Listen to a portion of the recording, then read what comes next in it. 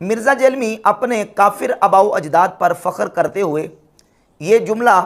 فخریہ انداز میں اس نے بیان کیا کہ میں منگولوں کی اولاد ہوں، اور منگول تو وہ ہیں جنہاں نے تاڑے بابے بزرگ اور اولیاء اللہ وڈے نے، اور میں بھی تاڑے انہاں اولیاء اللہ نوں وڈاں گا علمی طور تے۔ اس انداز میں مرزا جیلمی نے اولیاء اللہ کے بغض اور اللہ رب العزت کے نیک بندوں کی عداوت میں اپنے جو منگول آباء و اجداد جو کہ کافر تھے ان کے اوپر فخر کیا۔ اپنے آپ کو علمی کتابی کہتا ہے، جبکہ قرآن و سنت کی ہرگز یہ تعلیمات نہیں ہے کہ کافر آباء و اجداد کے اوپر اس طرح فخر کیا جائے۔ اور پھر وہ کافر آباء و اجداد جنہوں نے اس قدر مسلمانوں کے اوپر ظلم و جبر کیا، اور ظلم اور بربریت کے مسلمانوں کے اوپر انہوں نے پہاڑ توڑے، مرد کیا، عورتیں کیا، بوڑھے کیا، بچے کیا، جوان کیا، علماء، صلحاء، قاضی، عوام، رعایا، حکمران، جہاں کہیں انہیں مسلمان ملے انہوں نے مسلمانوں کو قتل کیا، مسلمانوں کا قتل عام کیا۔ اس قدر ظلم و جبر کے انہوں نے مسلمانوں کے اوپر پہاڑ توڑے کہ اس کی پوری انسانی ہسٹری میں کوئی مثال نہیں ملتی۔ اور ان ظالم و جابر آباء و اجداد کے اوپر مرزا جیلمی کس انداز سے فخر کر رہا ہے۔ میرے اوپر نا کسی نے اعتراض کیا کہ جی یہ اپنے جاہلیت کے نسب پہ فخر کر رہا ہے، جب میں ان کو کافر کہہ رہا ہوں تو فخر کر رہا ہوں، اندازہ کرو۔ اس کے بعد میں اپنے بارے میں کہہ رہا ہوں کہ کعبے کو مل کے پاسباں صنم خانے سے ہم نے اسلام قبول کر لیا، تو اب ہم اسلام کی خدمت کریں گے اور علمی قتل کریں گے آپ کے بابوں کا۔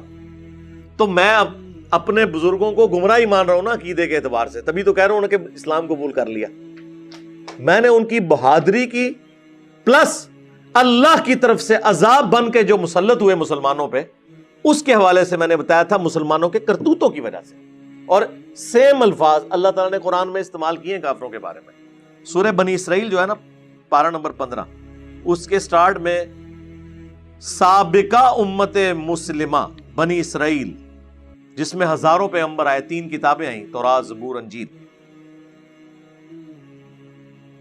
اس کے حوالے سے اللہ تعالیٰ سٹارٹ ہی میں سورہ بنی اسرائیل سورت نمبر 17 جسے سورہ الاسراء بھی کہتے ہیں، فَإِذَا جَاءَ وَعْدُ أُولَاهُمَا، جب پہلے وعدے کا وقت آیا کہ ان کی غلط حرکتوں کی وجہ سے اللہ کا عذاب ان پر مسلط ہونا تھا،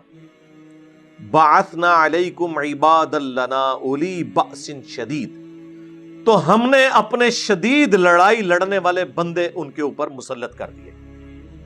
تو یہ جو مسلط ہوئے تھے، یہ کوئی صوفی بزرگ مسلط نہیں ہوئے تھے، رومنز، کافر، بت پرستوں کو اللہ نے کہا ہمارے بندے مسلط ہوئے۔ کس کے اوپر؟ مسلمانوں کے اوپر۔ تو سرکار جب منگول مسلط ہوئے تھے نا مسلمانوں پہ ان کی حرکتوں کے سبب، وہ اللہ کے بندے بن کے مسلط ہوئے تھے، کیونکہ اللہ کے عذاب کی ایگزیکیوشن کبھی فرشتوں کے ذریعے ہوتی ہے، کبھی چنگھاڑ کے ذریعے، کبھی طوفان کے ذریعے، کبھی آسمان سے پتھروں کی بارش کے ذریعے، اور کبھی کافروں کے ہاتھوں پٹوائی کروا کے۔ تو اللہ نے کہا کہ ہم نے اپنے لڑائی لڑنے والے بندے ان پر مسلط کر دیے،